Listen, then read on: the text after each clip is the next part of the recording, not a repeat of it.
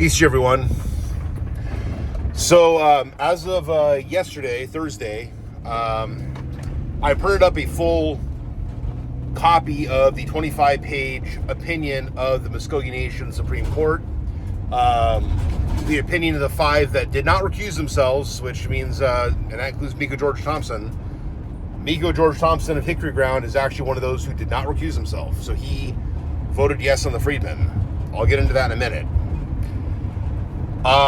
Amos McNack, who might be the same individual who, as of 2010, was a medicine man, Hilasaya. I know I'm pronouncing that wrong. He recused himself. He and one gentlewoman of the Supreme Court. So, as I was in the library, because I don't have a printer at home, as I'm printing out these 25 pages plus some other information, because I'm going to do a video where I'm going to dictate the entire opinion of the Supreme Court, and I'm going to give some of my interpretation of things. I'm going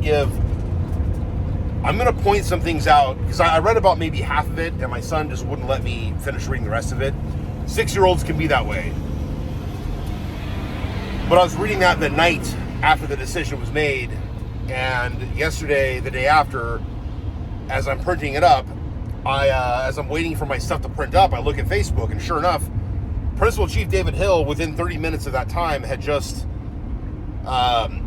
posted something on Facebook. He about a 1-minute response to this whole situation, and it's clear to me that he doesn't like the decision, but he's not being a jerk about it.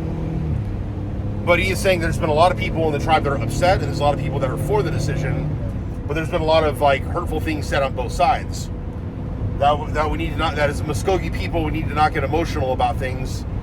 But then also there's a lot of unanswered questions regarding the Constitution and where we move going forward. And he's right, because there's a lot of implications that have not been addressed. Now, I'm going to address some of this now, because and I'm going to probably go through some of this in the next video, but I kind of wanted to address the fact that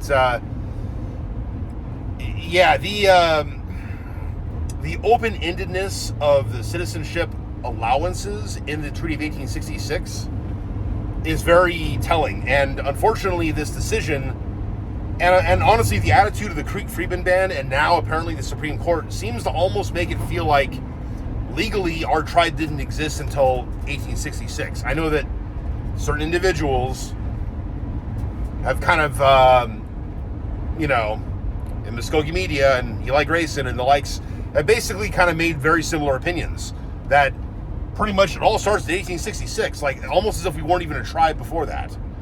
So therefore, we owe the freedmen equal citizenship, because almost as if our tribe started in 1860. They don't explicitly say that, but that is kind of the general gist of things, how it feels. And I disagree with that wholeheartedly.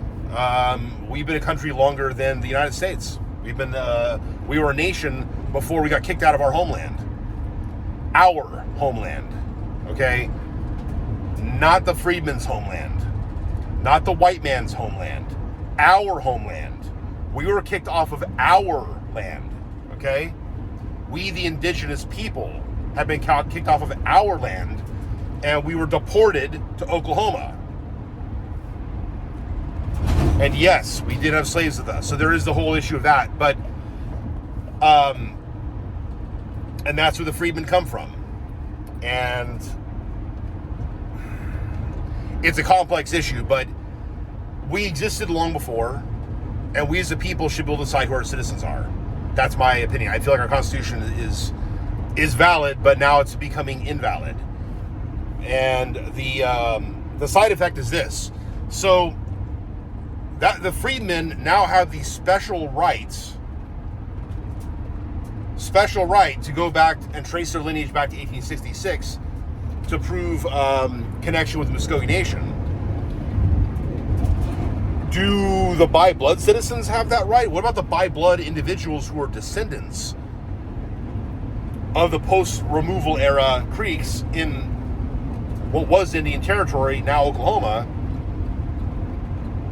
What about those who were stricken from the 1895, 1896 rolls? Because sometimes you look at the original microfilm or microfiche, and you can see that names have been stricken off the roll. And this did have consequences. Now, some of these individuals might have ended up back on the Dawes roll, which is the criteria for our citizenship according to our Constitution, which may no longer be valid now. And, but I guess this would open the door, possibly, or would it? The question is, does this open the door for those descendants of our tribe who basically never made it onto the Dawes roll due to political reasons? Do they now get to become citizens of the tribe because their ancestors were obviously Muskogee, right? Or are they still not welcome on the roll?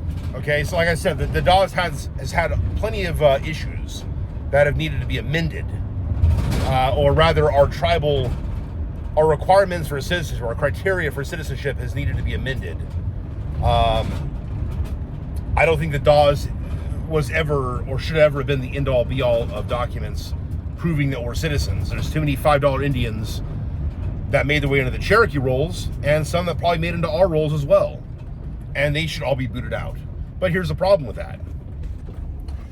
The open-endedness of 1866 allows all African Americans, even all those of the same race as the Creek Freedmen. Okay, go back and look at the verbiage of this, of the Creek Treaty of 1866. You're going to see that, like, as long as you show up within a year, you can become a citizen and have an equal stake in the lands and yada yada yada. It's like you're not even a Creek Freedman. You're just a black person from somewhere else. You're not even one of our slaves, but now you get to say you're a freedman, and that we disenfranchised you back in the day when you didn't. We might not have, but also of any race can just show up within a year and become citizens. So retroactively, does that mean there's a bunch of white people that are going to say, oh, well, my ancestors actually moved into the land at that time, right after the Civil War, and now we should become Muskogee Nation citizens too? We're just as Indian as you are, just like the Freedmen are saying, okay? And have been saying, we're just as Indian as you are, we're just as much a Creek as you are. And now, again, the stroke of a pen, they are legally correct about that, even though they're not actual Indians. So this whole thing was done wrong. There's definitely going to be a lot of implications that need to be addressed. And here's the deal. Now, I mentioned Miko George Thompson, who I have respect for what he's trying to do for Hickory Ground. Our tribe has been protesting what happened at Hickory Ground I've been aware of it for well over a decade. The problem is, I remember when Waylon Gray was arrested, okay? That was a big deal at the time. I remember the chief bailing him out of jail. So, I remember these things happening in real time. This has been a long, hard fight, particularly for the Ochiapofa people, the Hickory Ground people, of which Miko George Thompson is the chief of. These are his ancestors that were desecrated. But you've had a few months back, I believe maybe in late last year, there was this counter-protest. I got to look at the date of this. But there was a counter-protest by the Muskogee Creek Indian Freedmen Band in Alabama, saying, oh yeah, well, we were part of Hickory Ground too, and now you're not letting us be citizens, so you shouldn't be able to get your land back until until you give us citizenship, basically. And I have to wonder, and this is not an accusation, this is not even an assumption, this is a question. Did Miko George Thompson's part in this opinion, this decision by the Supreme Court, have anything to do with not wanting to deal with more of a fight from people who are trying to stop him from getting Hickory Ground back, okay? Does he not want more blowback? Does he not want more problems? And is that why he did not recuse himself? Okay? Like, does he really want the freedmen to be part of the tribe otherwise? Okay? That's kind of the issue. That's the question that I have.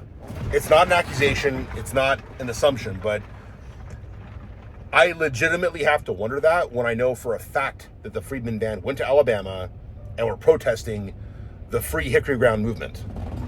And I know how high profile that movement has been. And I'm one of the many Muskogee people that have been pissed off about what happened to the ancestors of these people. This is really a big deal. But in my opinion, it's a separate issue. And I've looked at the Parson Abbott roll. Hickory Ground, yeah, there's like, I think one person, I have to go back and double check this. I think it was one person in the entire town that actually owned slaves.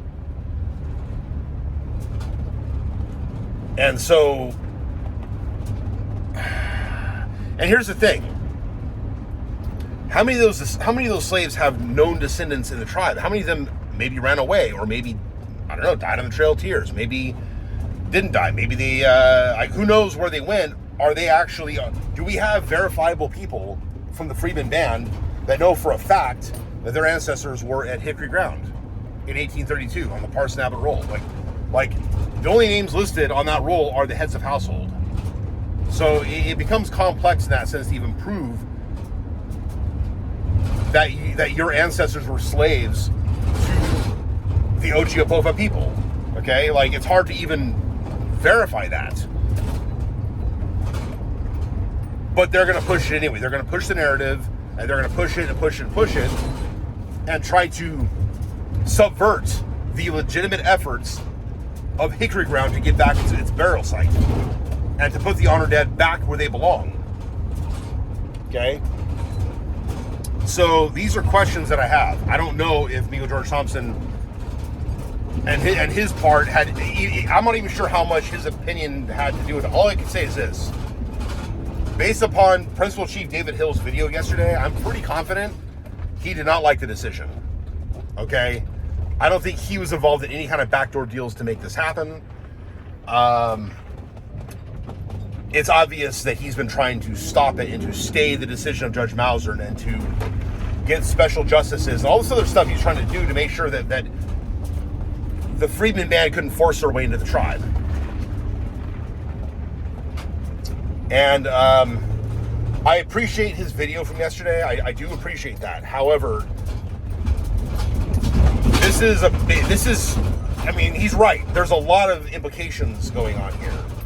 Can just anybody become a citizen of the tribe just because they live in the nation within our boundaries?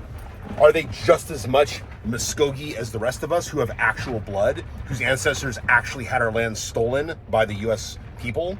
By the people of Alabama and Georgia, the white people and the black people, okay? Our land was taken from us. Our territory was taken from us. It was swindled out from under us. There's no two ways about it, okay? And it was ours before. It belonged to white people, black people, Asian people, whoever. But can all these people now just become citizens of our tribe as soon as they anyway? Obviously, you say, oh, no, but that was after 1 year after. But how many people, 1 year after the ratification of the 1866 treaty, moved into Muskogee Nation? And then their descendants can just now claim citizenship.